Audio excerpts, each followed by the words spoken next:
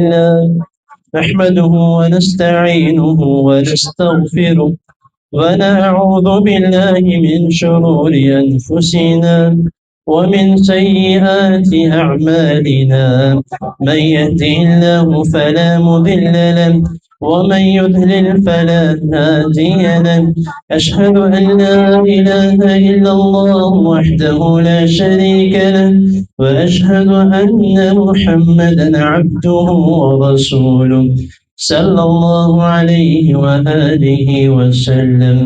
أما بعد أعوذ بالله السميع العليم من الشيطان الرجيم من همزه ونفسه ونفخه. يا أيها الذين آمنوا اتقوا الله حق تقاته ولا تموتن إلا وأنتم مسلمون.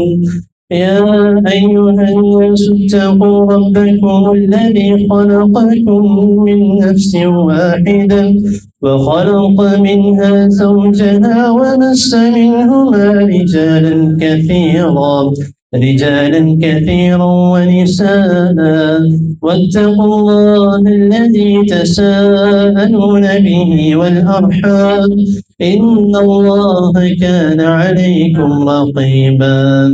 يا أيها الذين آمنوا اتقوا الله وقولوا قولا سديدا يصلح لكم أعمالكم ويغفر لكم ذنوبكم ومن يطع الله ورسوله فقد فاز فوزا عظيما.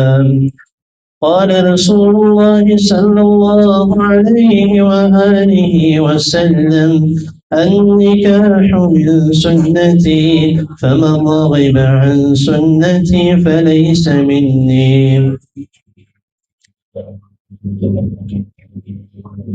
حضرات محترم، ہم سب یہاں پر جس مقصد کے لیے جمع ہوئے ہیں وہ ایک خوشی کا معاملہ ہے، برکت والا معاملہ ہے اور بہت ہی عظیم قسم کا معاملہ ہے، کیونکہ اس موقع پر صرف ایک لڑکا لڑکی ہی نہیں بلکہ دو خاندان آپس میں ملتے ہیں. اور نبی کریم صلی اللہ علیہ وسلم جب بھی کسی کا نکاح پڑھاتے تو اس نکاح میں ان 3 آیات کی تلاوت کرتے جو میں نے آپ کے سامنے ابھی تلاوت کی ہیں.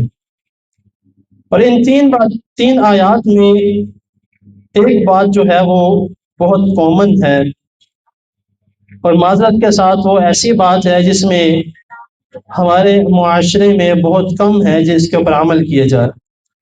سب سے پہلی بات یہ ہے کہ اس میں اللہ تعالیٰ نے تینوں آیات میں ایک بات کہی ہے، فرمائی ہے کہ اللہ تعالیٰ سے ڈر جاؤ.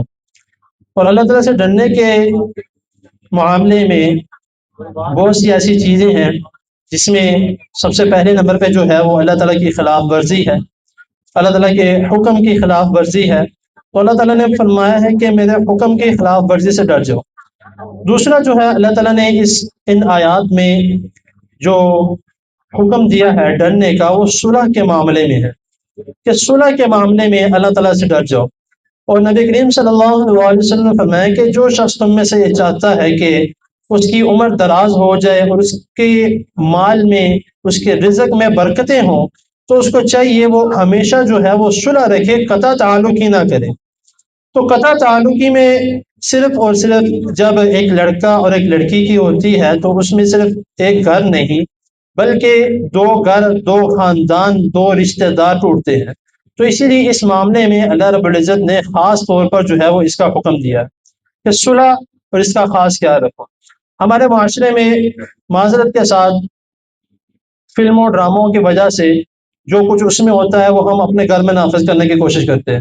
ساس بہو سے لڑ رہی ہے، بہو ساس سے لڑ رہی ہے، اس میں جو ہے وہ باپ جو ہے وہ آ کے گھر میں الگ پریشان ہوتا ہے، اس معاملے کی وجہ سے لڑکا الگ پریشان ہوتا ہے. تو پھر ایک دوسرے کی شکایات بھی لگائی جاتی ہیں کہ بہو نے ایسے کیا، ماں کہتی ہے، باپ بیگم کہتی ہے ماں نے ایسے کیا. تو یہ سارے معاملات جو ہیں یہ یہودانہ ہے یہ غیر مسلموں کے معاملات ہیں جس میں آسانی سے نکاح کیا، آسانی سے ڈیورس دے دیا. تو یہ سارے معاملات ہمیں مسلمانوں کی طرح کرنے چاہیے. اور نبی کریم صلی اللہ علیہ وسلم نے باقاعدہ سکھایا ہے کہ کس طریقے سے زندگی گزارنی ہے، کس طریقے سے جو ہے وہ اپنے ازواجی تعلقات کو بہتر کرنا ہے، کس طریقے سے جو ہے وہ اپنے گھروں کو بہتر کرنا ہے. تو اگر گھر میں ایک نیک بیوی ہے، خاوند ہے، والدین ہیں، تو وہ گھر جنت ہے.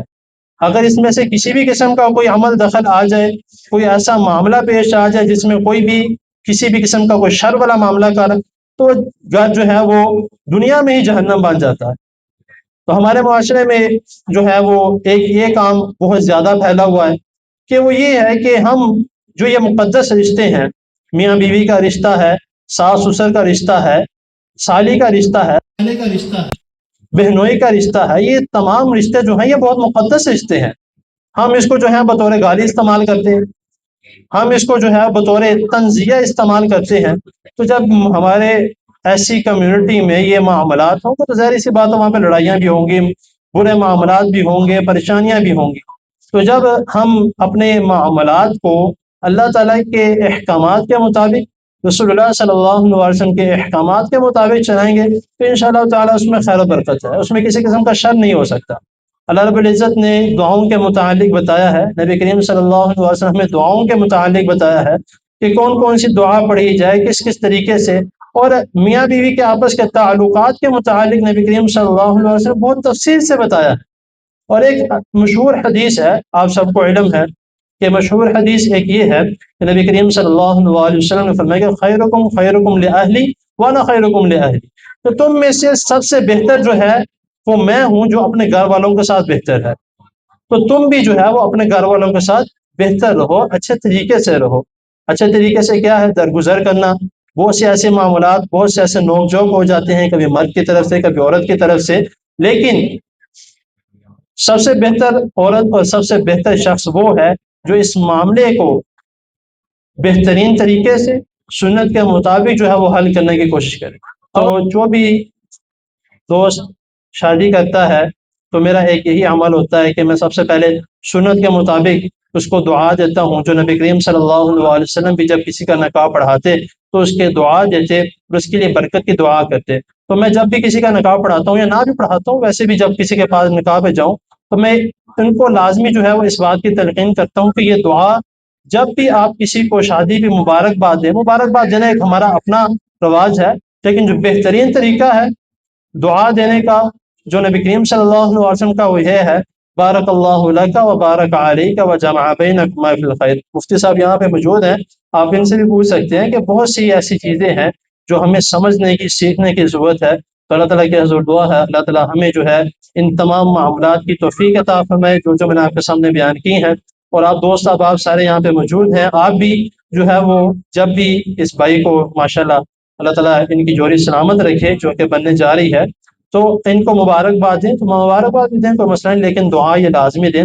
میں دوبارہ دہرا دیتا ہوں، اس کے بعد جو ہے میں پھر نکاح نامے کا آگے سلسلہ کرتا ہوں کہ بارک اللہ لک و بارک علیک و جمع بینکما فی الخیر. جزاک اللہ.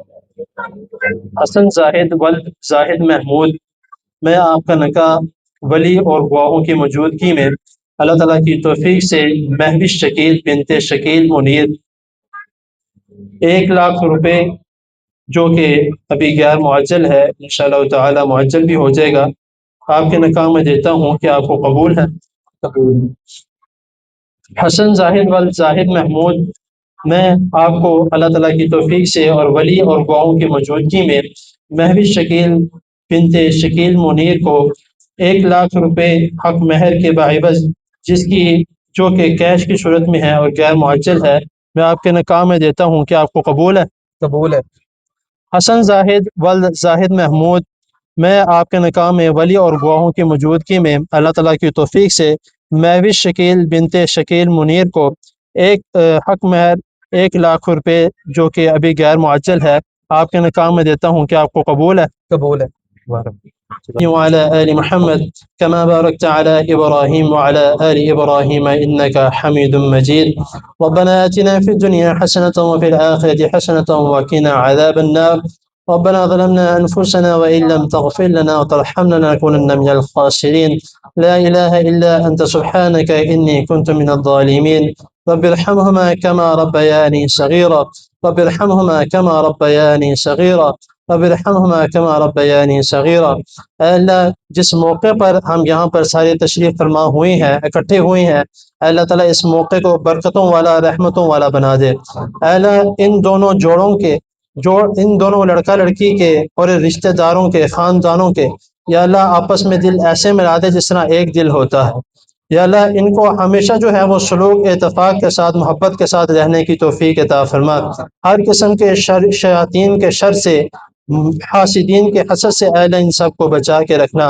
اے اللہ ان میں ہمیشہ جو ہے وہ سلوک، اتفاق پیدا فرما۔